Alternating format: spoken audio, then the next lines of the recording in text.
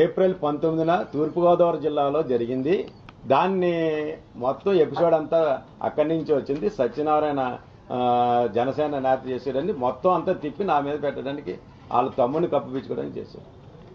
ఈ 3 సెక్టర్లో కూడా మీరు ఆన్ ద రికార్డ్ తీయండి. ఇదే దిల్ రాజు సోదరుడు శిరీష్ రెడ్డి ప్రకటించాడా లేదా? ఏమని ప్రకటించాడు? చాలా మంది డిస్ట్రిబ్యూటర్లు కొద్దిగా వ్యతిరేకిస్తే అందరూ ఆశ్చర్యపోయారు కూడా. ఎవరు ఏమనుకున్నా సరే నా మాట ఏసియన్ సునీల్ అంటే సురేష్ బాబు మా మాట ఒకటే. ఎవరు ఏమైనా పోయినా జూన్ 1 నుంచి థియేటర్లు బంద్ అని ప్రకటించింది ఆ వ్యక్తి శిరీష్ రెడ్డి.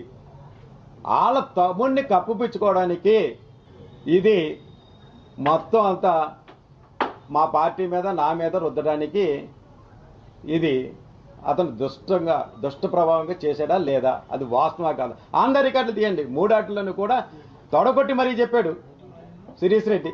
ఎట్టి పరిస్థితుల్లో 3 సెక్టార్లో ఈ 3 సెక్టార్ మీటింగ్లో కూడా 1వ తారీఖు నుంచి బంద్ చేస్తున్నాను. అది నిజం కాదా? ఇదంతా ఒక ఎత్తు.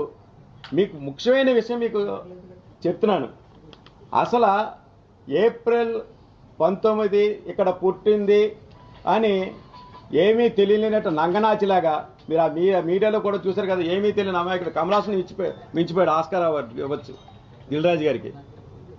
అందులో చూడండి ఆయన యాక్చువల్గా మీకు ఇదంతా జరిగింది గతంలో తెలంగాణ ఫిల్మ్ ఛాంబర్. ఇది దీని సారాంశం ఏంటంటే 21 మే 2024 ఇందులో మీరు ఈరోజు అనగా 21 మే 2024 ఈ కింది పేర్కొన్న సభ్యులు మీటింగ్లో పాల్గొని ఉన్నారు. మొట్టమొదటి పేరు ఎవరు? శిరీష్ రెడ్డి గారు. ఎవరు శిరీష్ రెడ్డి గారు అంటే దిల్లిరాజు తమ్ముడు. ఇతను తప్పించడానికే నా మీద పెట్టాడు. చూసుకోండి, ఇది దిల్రాజు తమ్ముడు. తర్వాత రెండో వ్యక్తి ఎవరు? సునీల్, ఏషియన్ ఫిలిమ్స్ సునీల్ గారు. ఈయన ఎవరో సునీల్ గారు అంటే ఏషియన్ ఫిలిమ్స్ సునీల్ అంటే సురేష్ బాబు ఇద్దరు పార్ట్నర్స్. వీళ్ళంతా కలిసి ఈ మీటింగ్లో ఎగ్జిబిటర్లు అందరూ మనుగడ కోసం చర్చించడం జరిగింది. సినిమా థియేటర్ మూత పడకుండా కాపాడుకోవడానికి మాలో మేము తీసుకున్న నిర్ణయం.